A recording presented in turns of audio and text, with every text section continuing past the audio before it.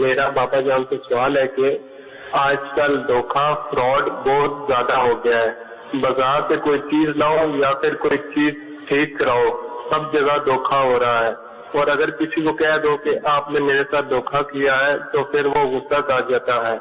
اس طرح لڑائی بھی ہو سکتی ہے، دھوکے فراڈ سے کیسے بچا جائے؟ اب اگر واقعی کسی نے دھوکہ کیا ہے تو وہ اس طرح جیسے دھوکے سے کوئی مال اس نے دے دیا، غلط چیز دے دی، تو اب یہ ہے تو گناہگار اور عذاب نار کا حقدار۔ کاروبار میں یہ عام طور پہ ہو رہا ہے ایسا دھوکہ، ملاوٹ وغیرہ۔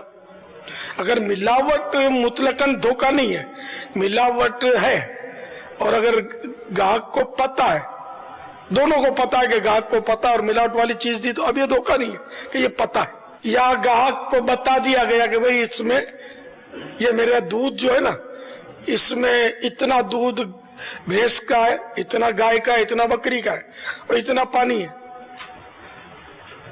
تو اب یہ مثلاً جو تھا وہ بتا دیا، اب گاہک نے خریدا، تو اب یہ دھوکہ نہیں کہلائے گا۔ دھوکہ یہ کچھ نہ بتاتا اور بھینس کا دودھ کہہ کے اس کو دے دیتا مثال کے طور پر، تو اب یہ ہوا دھوکہ۔ تو اس طرح مطلب ہے کہ یہ دھوکہ جو ہے یہ گناہ ہے، نہ مسلمان کے ساتھ جائز نہ غیر مسلم کے ساتھ اس کی اجازت۔ حدیثوں میں دھوکے کی ممانعت بھی موجود، چنانچہ ابن ماجہ نے واصلہ رضی اللہ تعالی عنہ سے روایت کی، حضور صلی اللہ تعالی علیہ وآلہ وسلم نے فرمایا، جس نے عیب والی چیز بیع کی یعنی بیچی اور اس کو ظاہر نہ کیا، وہ ہمیشہ اللہ تعالی کی ناراضی میں ہے۔ یا فرمایا کہ ہمیشہ فرشتے اس پر لعنت کرتے رہتے ہیں۔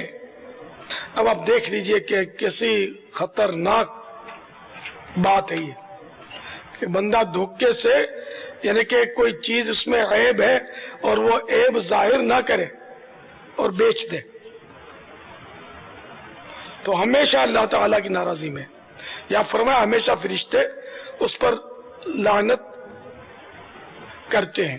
ایک اور حدیث شریف میں فرمان مصطفیٰ صلی اللہ تعالی علیہ وآلہ وسلم، ایک مسلمان دوسرے مسلمان کا بھائی ہے، اور جب مسلمان اپنے بھائی کے ہاتھ کوئی چیز بیچے جس میں عیب ہو تو جب تک بیان نہ کرے اسے بیچنا حلال نہیں۔ تو دھوکے کے تعلق سے اس طرح کی وعیدیں پتہ چلیں گی نا تو بھی دھوکے سے بچنے کا ذہن بنے گا۔ ایک اور مسلم شریف کی حدیث ہے، بہار شریعت جلد 2 صفحہ نمبر 672 حصہ 11 سے میں پڑھ کے سنا رہا ہوں آپ کو۔ صحیح مسلم میں ابو ہریرہ رضی اللہ تعالی عنہ سے مروی، حضور اقدس صلی اللہ تعالی علیہ وآلہ وسلم غلے کی ڈھیری کے پاس گزرے، اس میں ہاتھ ڈال دیا۔ حضور صلی اللہ تعالی علیہ وآلہ وسلم کو انگلیوں میں تری محسوس ہوئی اور ارشاد فرمایا، اے غلے والے یہ کیا ہے؟ اس نے عرض کی، یا رسول اللہ اس پر بارش کا پانی پڑ گیا تھا۔ ارشاد فرمایا کہ تو نے بھیگے ہوئے کو اوپر کیوں نہیں کر دیا؟ یہ لوگ دیکھتے، جو دھوکہ دے وہ ہم سے نہیں۔